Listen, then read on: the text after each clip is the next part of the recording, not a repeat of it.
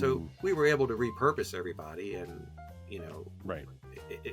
nobody Excellent lost their term, by job the way. because of the robotics, but Right. it's people had a hard time wrapping their head around it.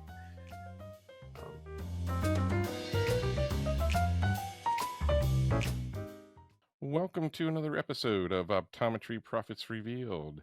I'm your host, Peter Precht, and today we're honored to have a conversation with Howard Klemm. Howard is my mentor. Howard taught me how to surface way back in 1986 and finish, and really the basic principles of understanding optics. It was wonderful. Howard's been in the industry, all told, 41 years, 19 of those as an optician. He has set up and run AR facilities. He was actually able to re-engineer a lab for robotics with a team of 5 and a pretty large budget. I think that's an awesome story. We might get into that a little bit. But let's segue kind of quickly into, because this is what we were just talking about, and I figured let's press record and get right into this. The brand new digital mid-range or office lenses that are out and available, and your thoughts on those. Without any further ado, Howard Klemm. Thanks, Howard. Hey, I'm glad to be here, Pete. Awesome. I think those lenses are fantastic. The option to choose your focal length at the top, whether you want to see out to about 15 feet, 7 feet, or 3 feet. Right. Choose the correct lens for that patient's needs. Talk to them, of course. Right. But I find a lot of my patients who I fit with them actually wear them more than just for computer and near work. They'll use them when they're cooking or just hanging out around the house, vacuuming, dusting, because 90% of what they're looking at is only within distance. a 10-foot range. Right. You mentioned the kitchen, and I've had that happen several times with the glasses that I have on now that are specifically for the office and for podcasting. And it's true. If I go straight to the kitchen, I'm fine. If I spend any length of time in between there, I realize kind of quickly I don't have the right glasses on. But you're right. That is absolutely true. But so, what is the difference between that backside technology that versus the standard digital stuff that was released a couple of years back? Well, when you say digital,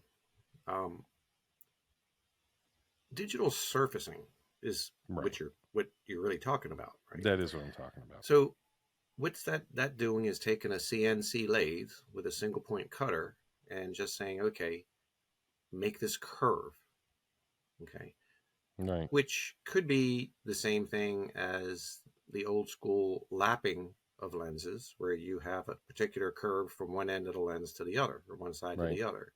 Right. Of course, that's going to give you the peripheral distortion. So when you say the digital lenses, they're still using the same technology to create the lens, but they're altering the curve to reduce or eliminate that peripheral distortion. Right. A lot of vendors that I work with are now automatically doing that on single vision lenses, which I thought to be fantastic for the consumer. I think so too. Yeah. It makes all the sense in the world. We've had dialogues on this podcast and on training sessions, and I've mentioned it on other episodes. I was not a huge supporter of all these coatings and add-ons for real young kids, and I couldn't be more opposite now. I mean, it makes so much sense because, man, have you ever seen a smudged up set of CR39s or even set of polys with no coating on them? Or something just a scratch to what, because it's really active 6-year-old. I mean, what are you going to do? I mean, those coatings that you're referring to, 20 years, 30 years ago, the coatings had a lot to be desired. Absolutely. The coating technology has come a long way. It's much better than it was, and I think those coatings, we're talking about anti-reflective coatings and blue filters and things like that. I think that especially for our, patients who are wearing minus lenses, it makes a huge difference in combination with the digital surfacing technology, to It's eliminate huge. that peripheral blur. It just gives you a wider field of view, and it's just No a question. win-win for our patients and for the practice. We mentioned real briefly about that redesigning when you went robotic. And you had a team of 5. What was what'd you find? Like, how smooth was that for one thing, and how did it go getting from A to B? Because I find that really neat. That's you were using robotics quite a few years ago. It was a really interesting 2 years. We got to see a lot of off-site technology, which just blew my mind. As far wow, that can be done. You need one Right. operator to run a whole surfacing lab, things like Whoa, that. Um, that is I cool. worked the lab I worked at was a decent sized lab, doing about 2,000 RX orders per day, Right. and they went from the old manual operators to digital, surfacing CNC lathes and automatically loading edgers and things like that, conveyor belts. The weirdest part about that is the employees who worked at the lab. I actually had a man came up. He had been there for 25 years, a lot of experience, and just a regular good guy. And he said to me, Right. "Can I operate the robot generator?" It never really clicked in his head that you don't need an operator when you have Right. robotics. Right. So Ooh. we were able to repurpose everybody, and you know, Right. it nobody Excellent lost their term, by the job way. because of the robotics, but Right. it's people had a hard time wrapping their head around it. They've never seen it done. I Yeah. mean, we can snicker at this guy, but at the end of the day, how was he supposed to know? Oh, exactly. How could he ever know that, oh, your job's being replaced, And this brings us to a whole other connection to talk a little bit about AI, because it is going to change things. Um, I don't want to go too much on my stump speech about opticians being removed from the purchase of glasses, but they are. Um, it's the truth. I mean, it certainly is a precipitous of me creating my business and a lot of other business designs that are out there too. Things like VTO, virtual try on, is an effort to capture sales that are going online. Do you see a lot of patients leave with prescriptions? Is that a common thing or not so much? Or Yes, and it's mostly our younger patients in the 20 right, somethings, right, and for their needs, those online ordering can be fine. right. But Fits their I've life. had patients who have a lot of astigmatism that needs to be corrected, and Right, you'd have to do a little bit more custom measurements. right. And also, there's the thing about frame adjustments. Yep. You know, uh, To me, that's huge. yeah, I mean, people are gonna. Most people may not need help, but when you do need help, you have to go to an optician. Right, I mean, you have to have someone to be able to hold those glasses and add some panoscopic tilt or tighten the temples or whatever it is. You know, right. And so some being some of these replaced, people, I don't think so. right, right, The role exactly. having the job change, absolutely. You know, Uh, I totally agree with you. And that's, one of the things we find out regarding I See Clearly is that it isn't for everyone to video consult or even do what we're doing. We're generating a podcast episode with, information that goes back over 40 years, between you and I, even more, and connecting it with what's going on now. But it is different. People are easily buying online. They were 5, 6, 7 years ago. Everyone was scared to. Not so much anymore. But you're right. There's that repair element. There's that adjustment element. Still, most people don't want to pull the trigger and buy online without trying to frame one. And do you blame them? yeah, it's just so I don't personal. blame them I at mean, all. yeah, It is you buy personal. I socks agree. online, you buy Yep. Yep. different things online, but when it comes to eyeglasses, I think most people. I don't have numbers, but with my practice I'm working at, majority of people will get them from our office. Right. It's less of a majority than it was 10 years ago, Right. but it's still a majority. Um, Which is awesome. And the people that have had the experience want the repeated experience of working with you guys, mhm. uh, particularly in the dispensary. The people that do leave with their prescription, you would indicate they're younger, which makes complete sense in the world to me.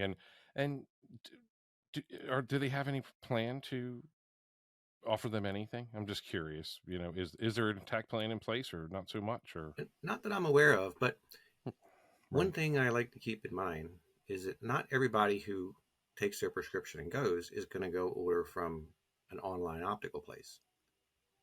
A lot Well, of them that's have true. their, Certainly where you are, that is true. a Right. lot of them, uh, people who are veterans, they might want to go to the VA and get their eyewear. Right. Uh, and Well, you're also in a place where there's big optician-owned places still. Um, not they're not powerhouses, but they're still there. They're still players, and maybe they really prefer your doc because you've got a huge supply of doctors throughout your network, and so they may like that relationship, like you said, and then take the prescription and go someplace else. I mean, there is that element. I do think that exists, and maybe not so easy to account for because there's no data. right. They leave and who knows what But they've I mean, done or where they've for been. But example, my offices, we're not a cut rate office. right, We're going to have the no, Armani and the Silhouette. right, Uh, right, a lot of people want to right, run down to Costco and get their glasses. right, So it's not all right. online. Yep. Yeah, you're right. It's not, and it is that mixed bag. But I would agree with you that typically the more apt people to even take that prescription and go are usually going to be younger. What would you say the biggest changes are that you've seen over the years for patients and opticians? Did we go through that? We didn't really go through that, but I mean, we did before. We talked a little bit about it, but from a patient standpoint, and you've made this pretty clear with some connective services and other things that we were just talking about.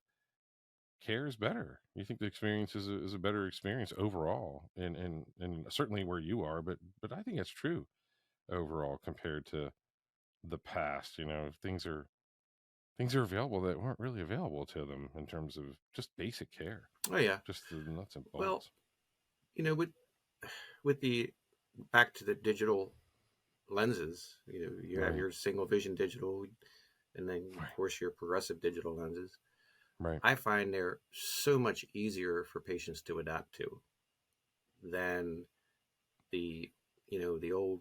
I'm not going to say the brand name, but they were all pretty much the same. But you had right, that progression on the front of the lens, which was a right, cookie cutter approach right, to that, and right. now you have so many more options. Again, it comes down to talking to your patient. Walk me through your day, Right. and then saying, okay, this is the best lens for you. It may not be a full progressive. It may be one of the office style lenses, depending on their RX and what they do. Do Huge. you drive a truck? Right. Are you are you a doctor? Are you a pediatrician or a dentist, or what do you do?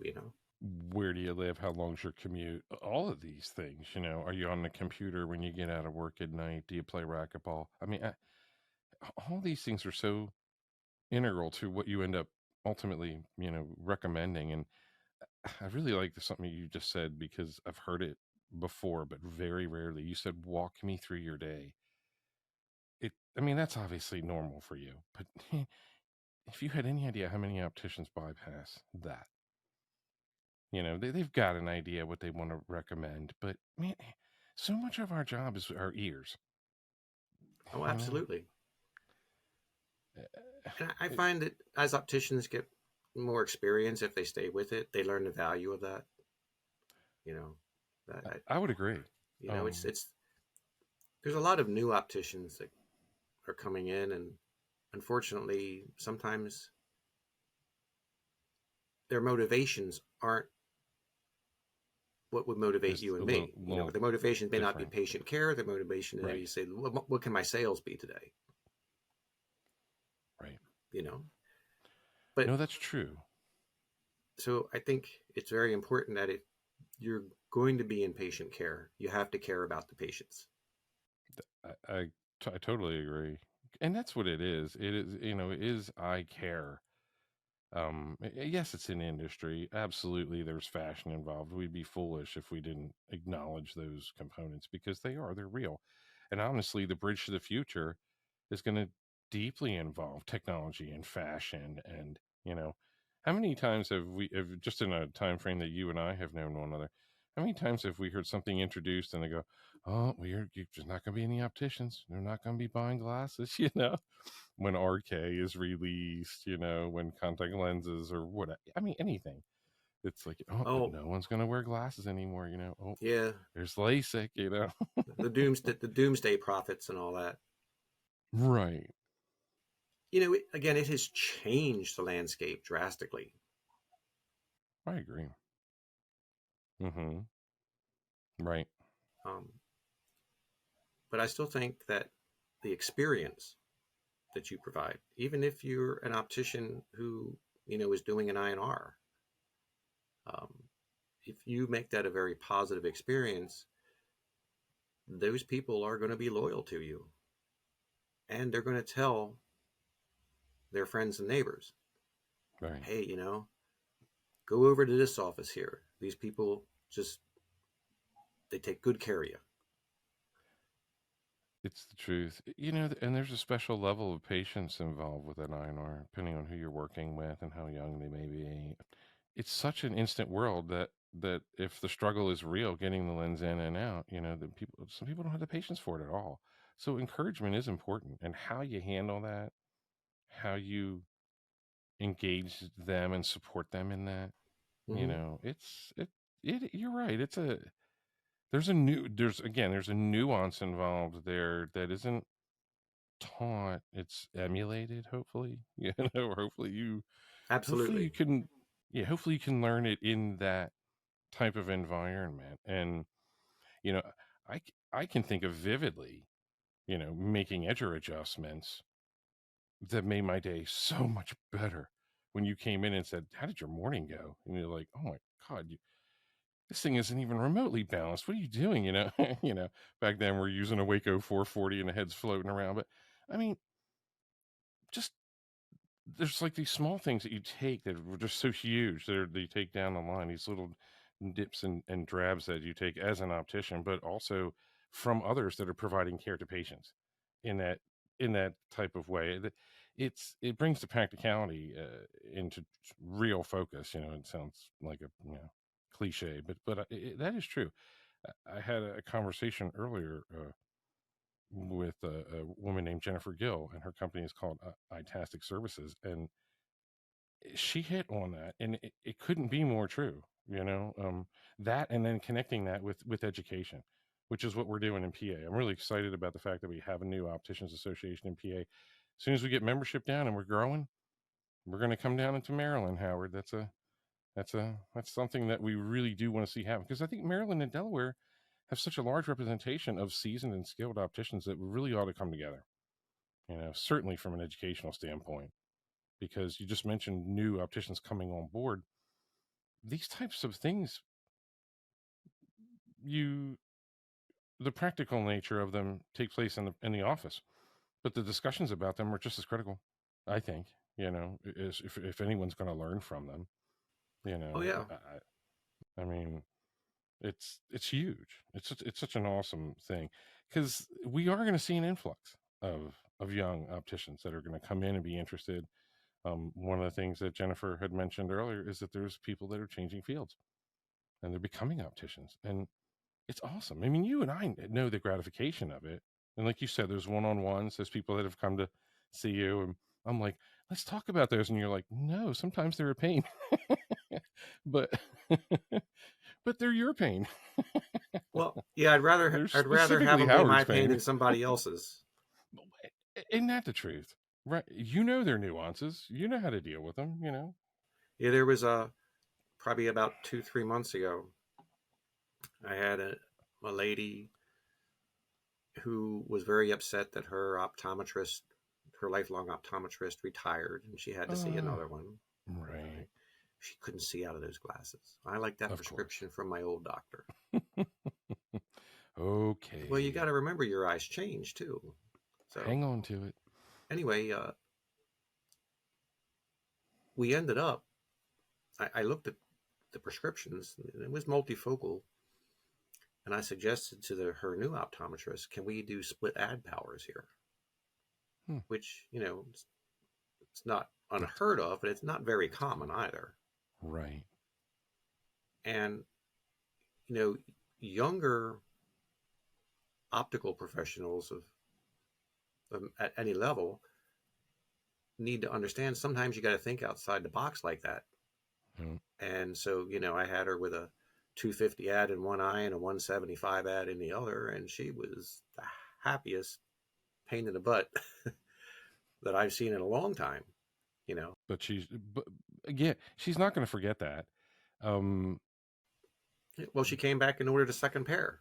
exactly. I was just going to go there. I was going to say, not only is she not going to forget it for 2 years, but you may well see her again.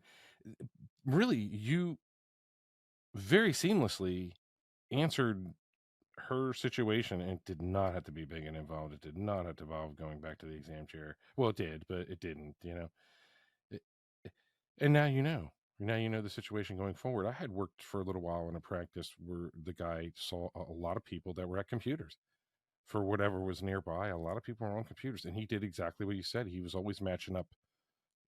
He would split ads to match up the a reading power or whatever at that distance. And man, never saw those people at all. They left. They loved their glasses, and boom.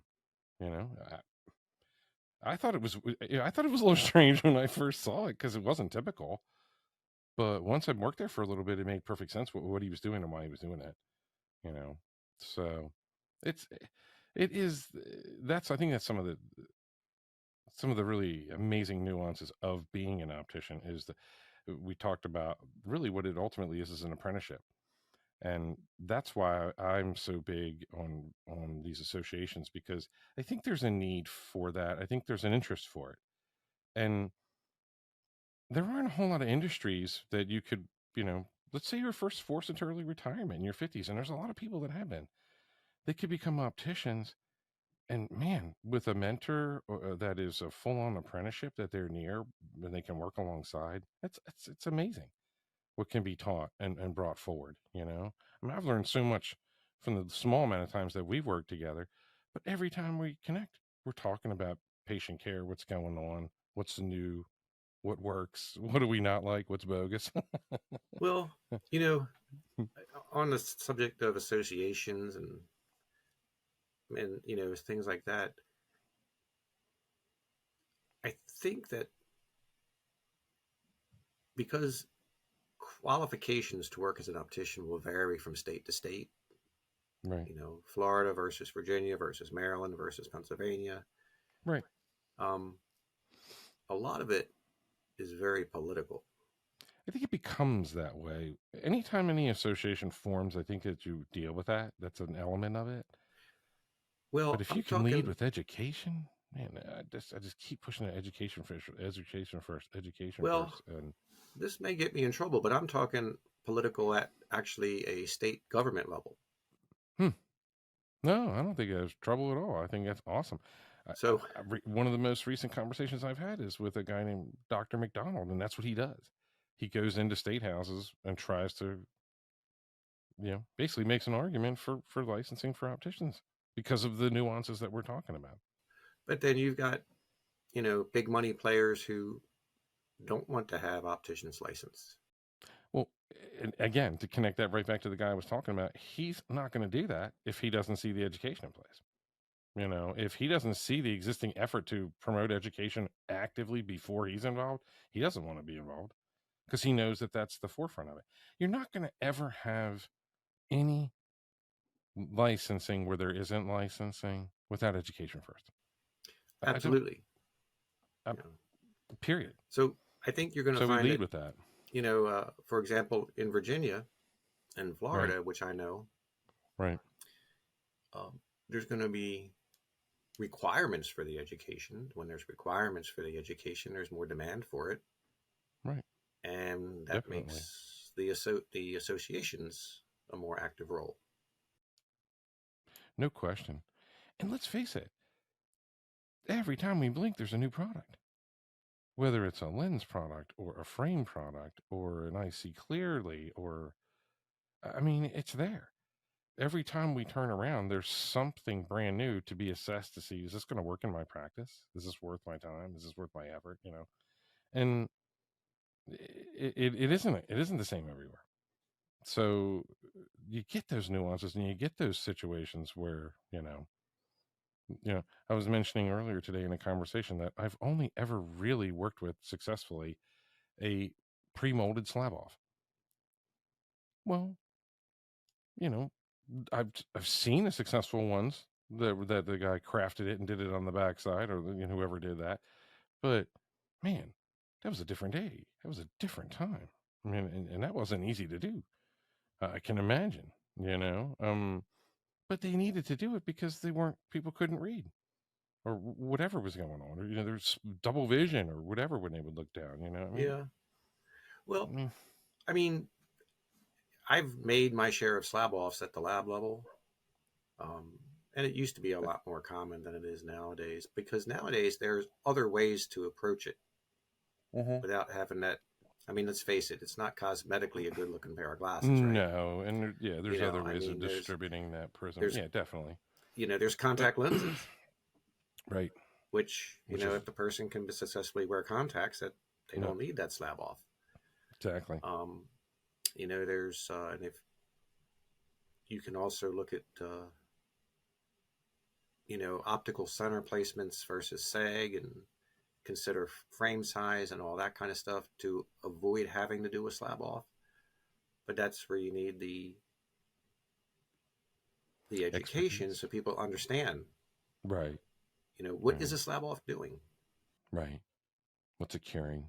Why are we involving it? What's happening? Why is it there? Well, I certainly was confused the first time I saw one. I was like, what is that? Why are they why are they doing that? It was just mind-boggling to me. We talked briefly about this, and we're going to talk about this and then wrap up. But communication at the patient level and optician level too. Good, bad, ugly, from when you began to now. I mean, From well, then till now, patient one of the communication. things you talked about was the texting, and I'll let you elaborate a little bit on that, but it's preferred in terms of some things. If you're notifying a patient or communicating with them, you'd say that was largely preferred as texting, would you say? Yeah, Or I do apologize. That last couple sentences, I really only caught about half of that. what I was saying is texting. Oh, That texting. texting Okay. seems to be preferred. Would you agree? I mean, Oh, absolutely. the Yeah. uh, Where I work at, we use a service called Solution Reach. You may have heard of it. mm-hmm, yeah, Um, and I mean, nice. it's used in a lot of medical fields, not Mm-hmm, just optometry and ophthalmology. right, But I really had to push management to say, "Hey, let's use this for optical." right. Um, So it was being used somewhere else, but not for it was being optical, used or to, remind patients of their appointments, right. and I says, "Well, why can't we notify people that their eyeglasses are ready for pickup the Absolutely. same way?" 10 people in one click. Boom. Same Exactly. message. Your glasses are done. Absolutely. Yeah. Technology at its finest. So, but the thing is that drives profits because that frees up that person, whoever it is, To for do other stuff. making, 25 phone calls, leaving Mm-hmm. 25 or 20 messages, Right. and, you still And have to like I make the was saying, occasional phone call, but that person can be out doing right. something more productive and making money. Oh, no question. No question about it. And I was interviewing a gentleman named Perry the other day. Same kind of scenario. Okay, optician, you going to calculate insurance for the next hour? Or are you going to be an optician? Pick and choose. And it, that's a ridiculous element of what we're dealing with today. But again, that's a whole other hour that we could go into is insurance, yada Yeah, yada. well, So it's it's not just optical. It's there no, it isn't. other It healthcare professionals have to devote time to the insurances too. So too, no question about it's it. just what we live And with. it is. It's where we are, and it's what we are dealing with. Howard, this has been awesome. Thank you so much for giving me some time and to run through briefly your experiences and to relate. Th- these are critical topics to talk about how a profit is generated inside of an optometric situation or lost. you know, like we just talked about time usage. Well, maybe that's a small profit. Well, let's add that up over a year. Boom. Yeah, You just paid for half your Christmas party. And I mean, these things are real and the impact is real. And if the patients love it, then that's the win-win for everybody, you know? So, well, one more thing to throw out. Uh, mm-hmm. Again, we talk about patient experience, and you know that that patient has a good experience regardless of what their needs are. They will tell Yep. people. Yep. And what's more profitable than free advertising? You know, people can see your commercial on television or hear it on the radio, for LASIK or whatever it is. That's someone trying to sell me something. Right. But if my father or mother or brother or sister or cousin comes and says, "Oh, you got to go to this place, you'll love it," they're not selling you something. They're giving you good advice. Right. So it's It, it's it's just it another way to generate those profits. that's the truth. And, again, like I'll never give up a chance to segue to it, but that taking that engagement remote when you just don't have the time for that one-on-one engagement and this person wants some more one-on-one time with you and you look around and you're like, there's all these things going on in the dispensary. So you have that capacity to give them a collection of frames. You take the deposit, they leave. Remote frame styling's done. The glasses are ordered. They come back. Ba boom. It's such a win-win for people, and that's the nice thing about talking about current pain issues that are real in a dispensary and successes. Um, we let off with how awesome the field of view can be with the current technology for intermediate. That's just expanding on the digital lens technology that was there. So we're only scratching the surface of what's going to be coming down the tubes. Just in the time that you and I have known each other, coatings were terrible. AR was horrible when we Yeah. started. It was an absolute joke. Now, oh my gosh, finally caught up with what Seiko and the rest of them have been doing for 50 years, Uh, thank you so much, Howard. I really appreciate this. Oh, And my thank pleasure. you, thank you all for giving us your time to listen to another episode of Optometry Profits Revealed. My name is Peter Precht. If any of this strikes home, please by all means visit iseeclearly.com and send us your information and we'll have a dialogue, see if we're a good fit for your practice. Thanks again, Howard. Take good care and have a great evening, everybody. You too, Pete. Take care.